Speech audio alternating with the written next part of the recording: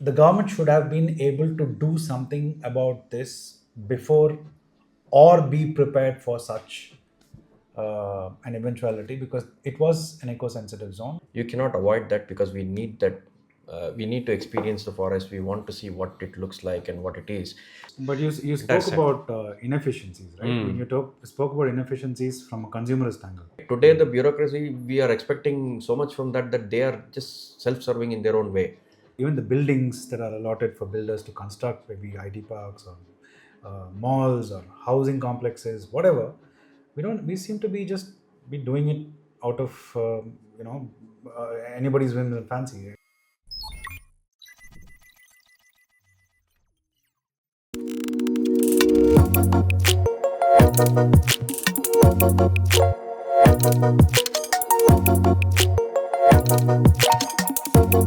Hi Satya, it's good to be back once again in monthly ones. Hey Susheel, nice to be back as well. Yeah, how was that? How did you enjoy the rains? It was horrible. Why? I don't know. It was like I mean, I enjoyed massive. it. Of Yeah, I course. didn't come into the city much, so Yeah. I Oh, enjoyed okay. it. Okay. So you were, where were you? Yelahanka. Okay, that's not the I city. That's For not sure, that's not the city. city. But as long as I didn't, I didn't come into the city. I didn't cross Hebal, but I read in the paper that Hebal was terrible, and the last couple of days was quite bad. Uh, Yeah. did you get caught in the rains? No, my son did, the younger one. He was in a school bus and it took him 2 hours to travel 3 kilometers.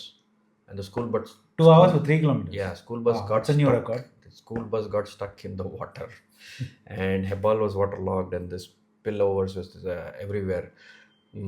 All the roads are turning into rivers. So that's the urban landslide. Like Wayanad had a lot of rains, and the landslide happened there, and it was a huge disaster. A lot of people, of course, lost their lives. But I guess in the a city equivalent would be flooding of the roads and people getting stuck. I think we've seen that in Mumbai, we've seen that in Chennai, now in Bangalore. So my this thing is, I know we're going to talk about the city, but um, does a city like Bangalore have a hand in causing the disaster like in Wayanad? I think all of the cities do because one is the distance to going to places has decreased, right? We were talking about this just before we started. We have vehicles now which can take us to 300 kilometers in a few hours, right? And we are constantly decreasing the distance between what used to be wilderness Yeah. and what was the city. And that distance has decreased, so we are ending up going to more It was an places. overnight journey even 20 years ago Hmm. to reach Wayanad from Bangalore. Weren't you in Wayanad during the rains or somewhere Yeah, nearby? I was in the neighborhood of Wayanad, but yeah, I had a couple of government meetings there, but it all got cancelled after the landslide. So I had to come back. So I've been trying to ask this question many times, right? So the question is, what does the uh, urban people have to do with these disasters? And in my previous conversation, also, I tried to address this issue of uh, why are these disasters happening more and more. One is the intensity of the rains have increased, right? That Hebal flooding, it rained for hardly 35-40 minutes or maybe an hour max in most places, right? But the intensity of the rain was so much, and it's happening more frequently now that the intensity of rainfall is more. That is one reason. And the second thing is, of course, the fact that it is raining more and in more intensity and more water logging happening is new to us, right? It is, we don't plan for these kind of scenarios, but now we are catching up and saying, why is there so much water, why is there so much No, water? we seem to have become very good after things have happened, Hmm. not foreseeing it and doing something that would prevent these kind of things from happening in the first place. How do we prevent? What happened in Wayanad? You were nearby. What do you think has happened there? I think there was over exploitation. From the in eco-sensitive zones were over exploited with a lot of resorts and homestays coming. But I don't think I should squarely put the blame on tourism. Of course, there's been quarrying, there's been a lot of other things, and the government doesn't have a mechanism to oversee things there. The government doesn't have a mechanism to forewarn the people based on actual data from IMD, and how to take those preventive measures. I think those played a bigger role. It's easy to blame on a said industry like in a tourism industry or quarrying. Quarrying also makes a lot of environmental degradation. Of course, they are also responsible for some of it. But if the government did its job well, if there was I'm told that there's not the government doesn't even have any data on how many resorts and homestays are there. The unofficial estimates puts it at close to some 3,000, while the registered resorts are only about 170 or 200 or something, apparently. So that thing, I mean, that gap from the government side, plus the government's the government should have been able to do something about this before, or be prepared for such an eventuality, because it was an eco-sensitive zone. Gadgil report has always warned. I mean, in 2011, I think the report came out, and it clearly said those areas are extremely sensitive, and it's cycles of nature that landslides do happen. But if you are having dwellings along the way, then that could cause a lot of loss of life, and loss of life makes news. But I think you know are we trying to urbanize in forest places? Do we want forest places not to remain those green zones to not remain green zones in its original pristine self, where we want to visit those places and take in all the beauty, but we want our urban comforts, for example, right? Are we responsible for such a behavior and attitude? See, we definitely are. I've been having the tourism conversation I had with Ram Kumar and Jenny and others also highlighted the same thing, is that we are also causing degradation in these places when we go live there, buy houses there, get more resorts going. You cannot avoid that, because we need that. We need to experience the forest. We want to see what it looks like and what it is, but we want to go deeper into the forest. The more deeper the resort is, the better it is Yeah. seen, right? And then you want the road there, which you don't want it to be hilly billy. You want it perfectly paved. You want it smooth. You don't want inconveniences, and you create a sort of urban feeling there. You want to put on a loud music. You want to destroy that thing. No, even the room, you want it to be pristine, marble flooring and air conditioned. Yeah. So the people I were with, a few beetles, and they were like, "Why are there beetles in the room?" The beetles are everywhere. Why isn't there a TV? Why isn't there a Wi-Fi? Those are stuff also that you get. Yeah, Wi-Fi was one of the things. But so here's the thing: there are so many things to unpack in what you said, right? One is government should be doing this, and repeatedly we know that our government capacity is very low, right? The number of employees we have per thousand people is extremely low. It is like some single digit number in Bihar versus some small double digit number, and it is very low even compared to advanced countries, which is very high, like it's something like 18 19 per thousand employees versus 77 in the US or some such thing, right? The number of government employees are smaller. Really, I thought we had a lot of government babus around us. Well, that's what you think, but look at all the IAS officers holding additional charges. It is a pyramid. So it's only the top management that. So there is a leanness in the top good quality of people, what we consider good quality in the Babudam, and there's a lot of group C and D people. And one of the things we do have is the efficiencies are very low, and this is what Karthik Muralidharan talks in his. There you go. That's the book I've been reading. So there's a lot of good statistics in there which says government efficiencies are very low, and if you want to grow the government now without fixing the efficiencies, you're going to have a problem. And in this low capacity of at least the intelligent people who can do a lot of work, I'm not saying the others aren't, but I'm just saying in a lot of work that needs to get done, a lot of it is gone to fixing these kind of issues, right? The police, instead of manning the traffic and enforcing rules, are fixing drains in your locality. They're literally cleaning up the drains. They are making those things. Because they're the foot on the ground when They are things the foot on happen. the ground. They are the first ones to face the music. So they are having to do things that the other bodies failed. Right now, that is one. And suddenly, a lot of manpower in the rainy season, which seems to be extended for now and heavier, has gone into just troubleshooting climate change issues. See, you're talking about GDP growth today, right? Climate is a big risk to that. Now, every time you talk about green, for example, let's say you want to take, you talk about green. I talked about biodiversity. Not too many people want to watch that because they think you're a tree hugger who's going to take them back in time, and you don't want any buildings. You want But everybody to stay that's in a forest. that's in respect to cities, right? Hmm. But when we go to the forest, we want to say exactly that. We want to see trees and forests and wild animals. And if you get a shot of a leopard or a tiger on our camera, then we think it's paisa vasool for having gone there. But unfortunately, they don't work for us, so we can't see them at will. But my point is, the other point that I was coming to is, I mean, does development in the urban sector um, have to be at the cost of degradation of the green cover in the cities? And is that the reason why we are always looking forward to zip out to a Wayanad or a Coorg or I don't know, Sakleshpur?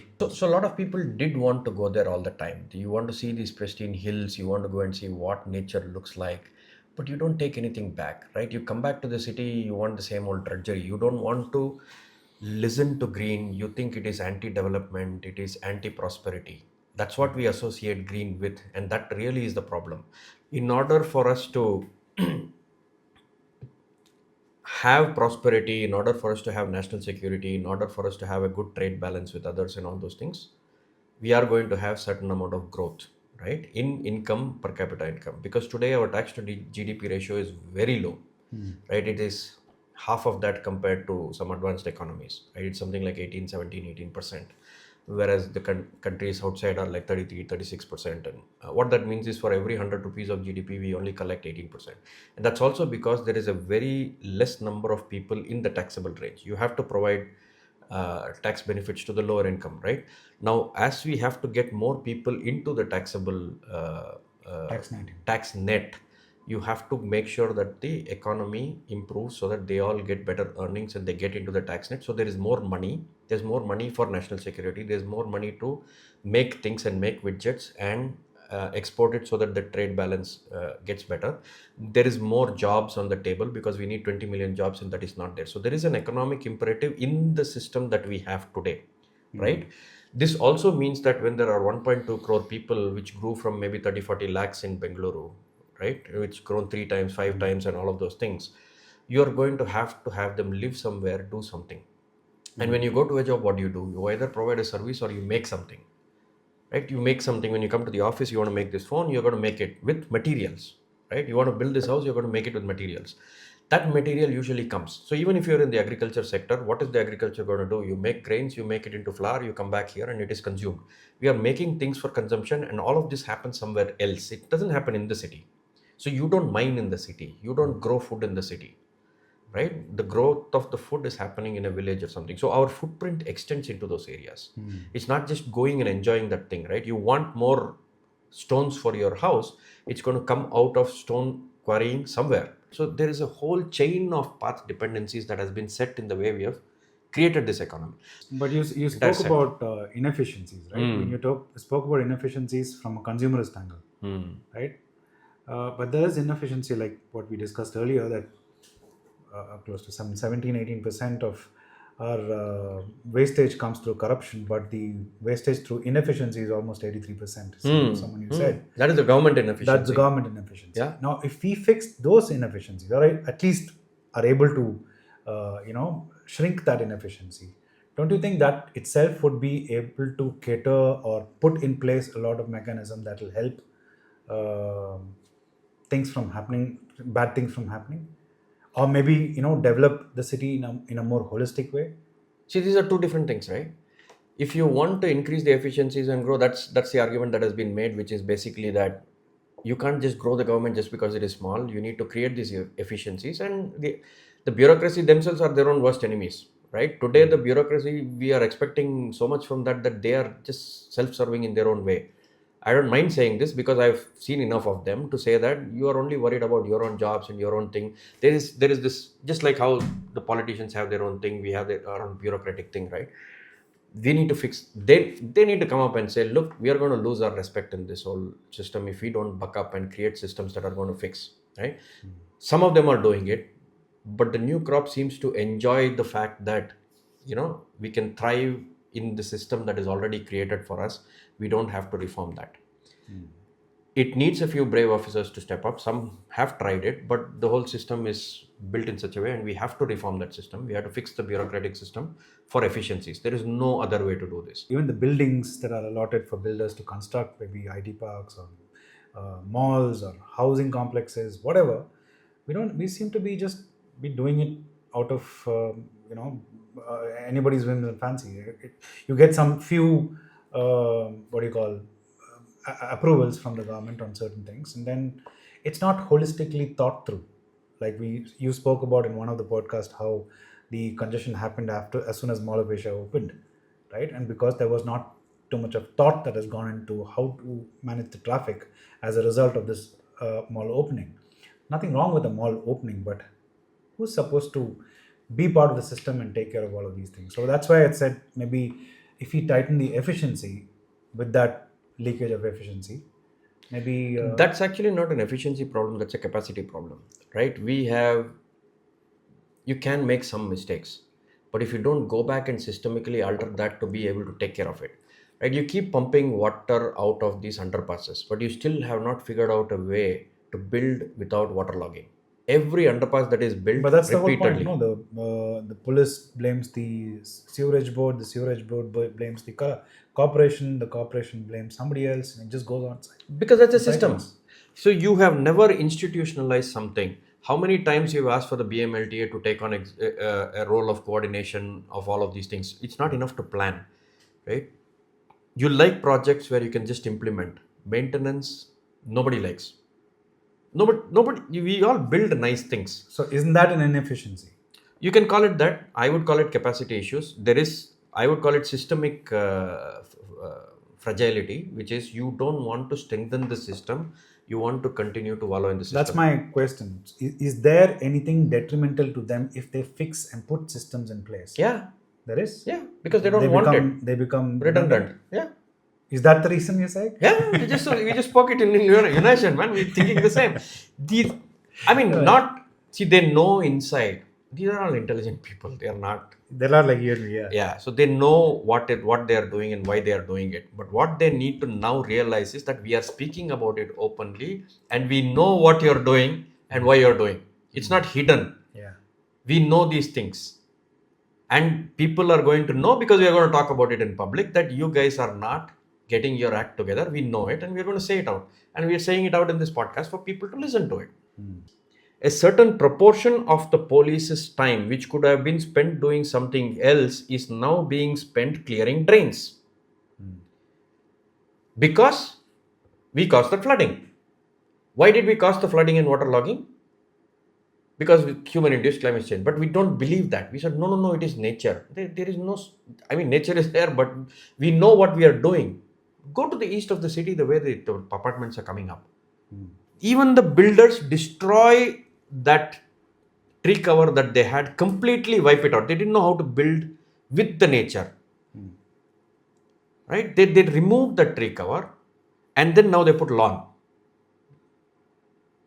You see what I'm saying? Our idea of green, our idea of construction, our idea of how we want to live. The builder will say, this is what the people want. They want a pakka house. They want it like this. They want it completely, gentrified for themselves. They don't accept anything else. They don't want the beetle inside. They don't want the moth inside. Like they say, you're more vulnerable to a vehicle on the road than a bee stinging you. And yet we live with those vehicles. This is exactly the conversation that I had with Sid on the podcast, right? You are okay with vehicles being so dangerous and being there, and you're okay with guns in the middle of your life. You're okay with speeding vehicles in the middle of your life, but you're not okay with a bee or a wasp or something else being there. it can be, but the likelihood, the probabilities of it happening are far lower. But you just want to destroy anything that is non-human in nature because you think it's not controllable, you don't know what it will do. Sterility in aesthetics, like we've kind of, like you said, we want to remove the forest and the farmlands in order to have very nicely manicured lawns. uh, but that comes at a cost, as in, like, we want to keep all that very polished and nice, so that we think we are coming into a developed era. How did we get this idea of polished and nice, right? I mean, we want glass buildings. That's my point. We weren't like that, right? Our Yeah. ancient, our historical past uh, talks about architecture and city planning, which were more holistic, which are more tied to nature, which was, uh, it didn't have a very, what how should I say this? I mean, it didn't remove itself from the natural processes of things, right? Uh, we just aped the West. We wanted lawns. Lawns are stuff that the West had because they were cold countries largely, and they wanted to trap the sunlight, and they just wanted to get the heat from the sunlight. Whereas we ourselves are in a temperate zone, and we're fighting the heat all the time, and we wanted more trees. So, those are the things that we have. So, who kind of defines what quality of or standard of development is, and how do we have a development that is holistic? Like you said, there's no reason to necessarily lose our green cover in the quest for development. How do we get there? We have sunroofs in cars. See, you're already hot. Why do you want? But then they use it like a viewing gallery Yeah. with kids popping their heads out, which is Yes. really Which is dangerous. Right? We dangerous, don't even yeah. understand what that is. Yeah, but It's I a like hole in it the wall. when I go in the mountains and all that. You just get out, stop the car, get out, and watch this. This is the thing, right? You have the Yeah, but definitely dangerous in the city. Yeah. It's dangerous anywhere. You don't pop your head out of Yeah. a traveling car. Anyway, I don't understand these kind of things. You may call me old fashioned, and that's probably what it's happening is that the younger generation seems to think that you guys are anti-development. Oh, you want to take us back to an old time. We don't want to be in old time. We want to be in new time. And what is new time? Right? Buildings are constructed this way because they are cheaper and cost effective. It is the same battle we are having with everything else, right? The investment that goes in is looking to optimize costs, whether it is the 20 rupee bag or a 10 rupee cloth bag versus a 50 paisa plastic bag or a 10 paisa plastic bag. That's massive savings. But then where does that plastic go? It comes right back, and they have found the microplastics in everything now. The short termism, I'm not saying that that business really need to short the short termism, but there has to be disincentives in some way at some point in time to say that this is too much of a problem. It is actually causing a problem for everybody else, and we need to step in. I would be very wary uh, of people thinking that every company needs to be or every product needs to be controlled right from the start. There has to be space for innovation, there has to be space for all that, but within reasonable guidelines. And that is a creeping in society of all of these things that we need to do, right? If you cannot go back and say the rules have to do this, what we have to say is, are we conscious enough in our own adoption of systems and things that we consume and how much we are consuming? And it's not correlated with education. I'm sorry, I know a lot of my educated friends who really don't care about the environment. That plastic bottle right now is more important. It's just at the whiff of a moment, there is a plastic bottle, we just take it. Yeah. You don't say no, you don't say get me a glass. And the business will just tend to you because that's the consumer behavior. They don't want to fight you, right? And at some point we have to look at, as people, do we know what we are doing and how do we change what we are doing and demand different set of products for ourselves? Probably Rwanda. I think it was Paul Kagame who said we ban plastics. Everybody in Africa was like, meh, we are not using plastics, we don't care if it goes away. Whereas when shopping bags or bin liners in some place in Australia, I think when the shops pulled out and said we are not going to offer plastic bin liners or bags, huge riots. 3 generations are used to plastic. How can you suddenly say we have to change our way of life? Build a green economy and not a dumb one, But I which think is we important. are doing that, no? With the with the hydrogen fuel incentivization by the central government, the solar wind generation, trying to power legacy industries like steel and all of that, but it's not breaking into any sizable component, right? It'll It's take taking time. time. It'll take, So of that's what course. I'm saying. So if it's going to take time, doesn't that give that is, I mean, doesn't that make it risky for our economy to wait for that to actually catch up and before our um, the age dividend goes off?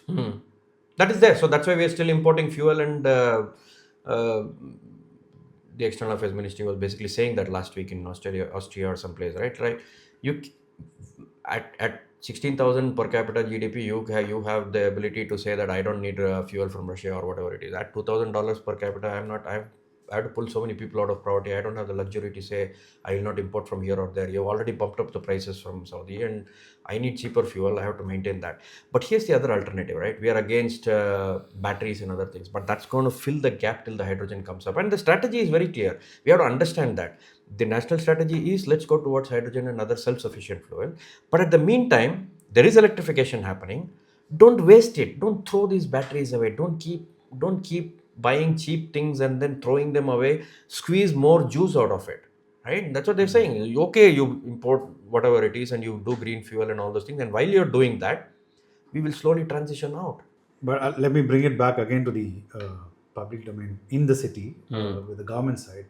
When the rains happened, roads clogged here, our own Hebal, and today's newspaper says the UDD has asked the BBMP to add lanes onto Hebal flyover and build another bridge over the railway line. Somehow, the solution always seemed to be building more roads. We've had rainwater flooding even 25 years back. When we were going to school, there was monsoon, there was lots of rains.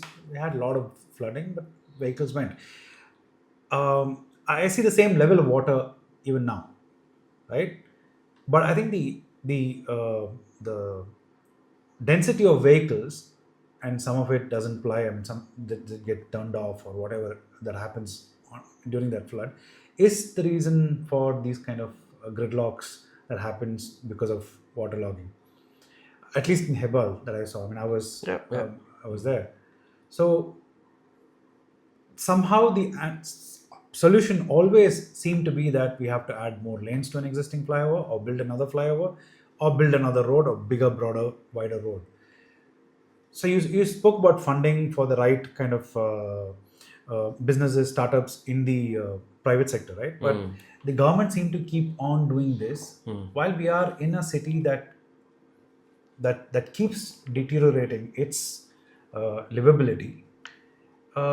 I think the pressing need is for us to ask the government to think and do the right things in order for us to. The problem with that is that the government thinks this is the right thing and the people agree. The second point of it is that the people agree. Isn't that more critical than us finding a solution with alternative energy to fix our economic curve? Even this as an alternative. What is the alternative to managing this traffic? Sure. What is it? It is while take public transport, leave your vehicle behind. Not just that. The water, see, you are creating runoffs more by concreting the place. Yeah. What are you going to do with the runoff water? Where is it going? You have not created the spaces. So while the UDD said that add 2 more lanes or whatever it is, which is already, it's a mess there, they also announced that there's going to be a valley linking, which we had proposed in the Better Hebal challenge that we had organized, if you remember. Hebal, yeah. So we had proposed this almost 5 years ago, and I think the BBMP chief at that time was also there and all. They're doing that now, they're calling it Janta Marga or something, which is what I call the active urban greenway. What I'm saying is, if you create the green sink along with it, so let's say you're adding lanes and more options for people to commute or use instead of taking their personal commute vehicles. is the vehicle, the rolling stock. I'm talking about the infrastructure itself. Let's say the water did come. Where is it going to go? Where are you taking it away? There are 2 big lakes just next to Hebal. That's what I'm saying. Yeah. So now when you built this Janta Marga and the whatever greenway or whatever, now you're coming back and saying, okay, now I have a sink to all of these things. But don't make the sink greenwashed, because you're not, it's going to backfire. Make it really with intent and say, whenever I do a road infrastructure, let's say you built a flyover. What happened to the road below? Did you give it for active mobility or to the public transport? Did you make a bus lane? Did you make walking paths which are wider? Did you put greenery over there? Did you put sinks over there for the water, which will come from the flyover down, pouring like a waterfall? How are you channeling that? You could have used the space below to create these alternatives and made people use that.